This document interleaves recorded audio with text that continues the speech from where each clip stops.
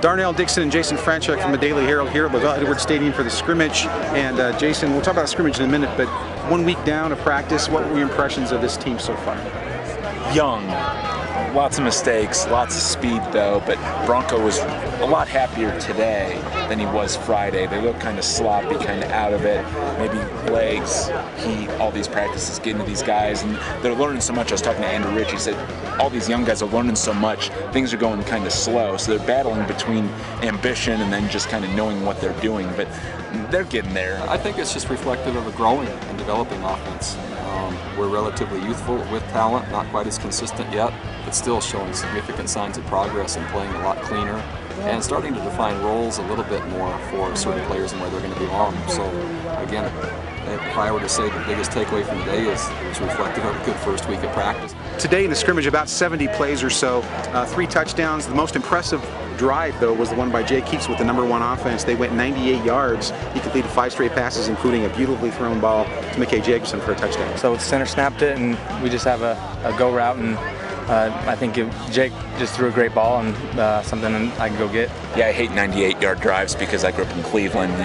When you see John Elway do something to somebody 98 yards, but the kid peppers the ball around the field. And I did a story the other day, and I think Riley Nelson tends to frustrate a defense more just because of that running ability. But Jake just, he knows how to set his feet. He knows how to find the right receivers. He's got the arm really more like John Beck than anything, where he can throw across the field on a line and make throws that not a lot of college quarterbacks can make. He's young. We'll find out in the following weeks as BYU starts to plan an actual defense. Right now they're playing so much base defense, they're not worried about who the quarterback is. We'll see when they start to scheme against a particular guy, how he handles it. But he's not one of the most highly touted kids in the country for no reason. The kid can clearly play. Coach Mendenhall talked this week about this first week being kind of the first part of a 400-meter run.